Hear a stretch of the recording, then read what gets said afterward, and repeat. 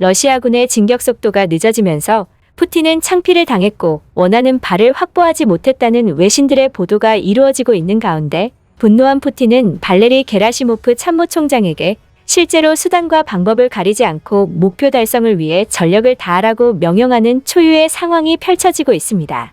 이에 시레프 전 나토 부사령관은 CNN과 인터뷰에서 민간인 사상자 증가와 인도주의적 재난이 우려된다면서 도시들이 초토화될 수 있다고 밝혔고 지금까지 보지 못한 파괴가 발생할 것으로 우려된다고 말했습니다. 우크라 역시 러시아의 공세가 상상 이상으로 잔혹해지자 수도 키이우에 남아 러시아와 힘겨운 싸움을 벌이고 있는 젤렌스키 대통령은 전 세계에 이렇게 호소했습니다. 우크라이나 수호에 참여하고 싶은 분들은 우크라이나로 와달라. 우크라이나를 수호하는 그 모두가 영웅이다라며 전 세계를 향해 의용군이 꼭 필요하다는 목소리를 낸 것입니다. 우크라이나 국방부 역시 러시아는 우크라이나를 공격한 것이 아니라 세계를 상대로 전범을 저지르고 있는 것이라며 의용군에게 무기를 지급하고 이들을 공식 부대에 배치하겠다면서 적극적인 의용군 영입에 나섰고 외국인 부대는 영토수호 국제부대로 명명하기까지 했습니다. 우크라이나는 의용군의 입국 절차는 최대한 간소화될 것이라며 각국 우크라이나 대사관에서 참전을 신청해 달라고 당부할 만큼 슬슬 한계에 붙이고 있는 것입니다. 하지만 일각에서는 의용군이 정부 허가 없이 전쟁에 참여하는 것이 부적절하다는 지적이 나오고 있습니다. 상당수 국민이 이미 우크라이나로 떠난 영국에서는 참전이 전쟁 범죄에 해당할 수 있어 실정법 위반 소지가 있다는 의견이 나온다고 더타임스는 전했고 실상 국가가 공식적으로 개입하는 것은 피하고 싶지만 전쟁의 한쪽을 지원하기 위해 의용군을 참전시키는 것은 추후 심각한 정치적, 외교적 문제를 야기시킬 수 있기 때문이라는 것입니다. 이에 러시아 측도 의용군 지원은 명백히 교리에서 어긋난 행위라고 보고 있으며 우크라이나를 면밀히 주의하고 있다고 말했죠. 하지만 우크라이나는 러시아가 의용군이 부당하다고 주장하는 것을 정면 반박했는데요. 바로 과거에 러시아가 의용군을 자국군으로 포장한 사례를 들며 너네는 의용군을 악용까지 했는데 우리라고 안 될 것은 뭐냐는 논리를 내세운 것입니다. 실제로 러시아는 의용군을 악의적으로 이용했는데요. 21세기에 와서 러시아는 자국 정규군의 병력을 이른만 의용군으로 내걸고 주변국 분쟁에 파병하는 경우가 점점 늘었고 내전 당사국의 정규군보다 더 질적해 무장된 민병대들이 활개치는 경우가 늘었습니다. 이 때문에 돈바스에서는 우크라이나와 러시아 간의 시리아 내전은 순위파 국가와 시아파 국가들 간의 대리전처럼 되어버리고 말았죠.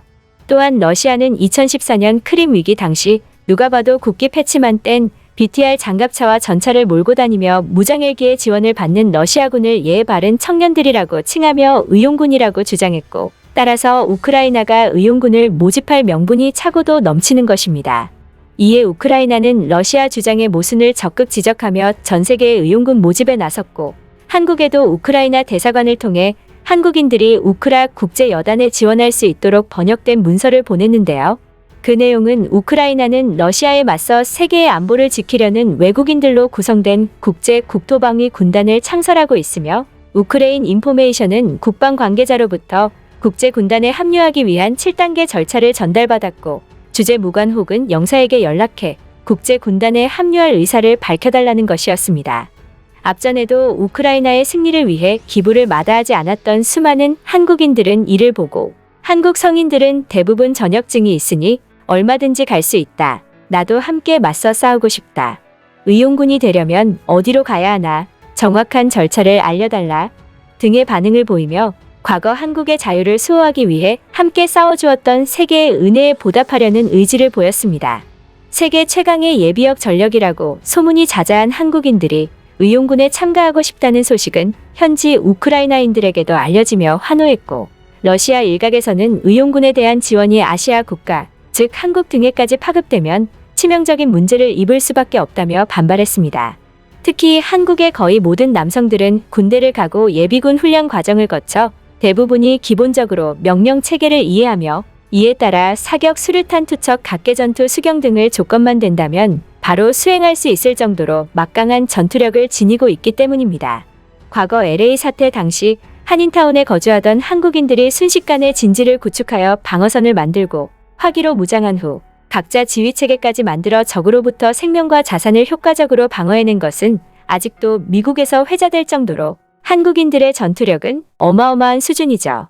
자유를 수호하기 위해 싸우고 있는 우크라이나의 조속히 평화의 날이 오기를 바라며 영상 마치겠습니다.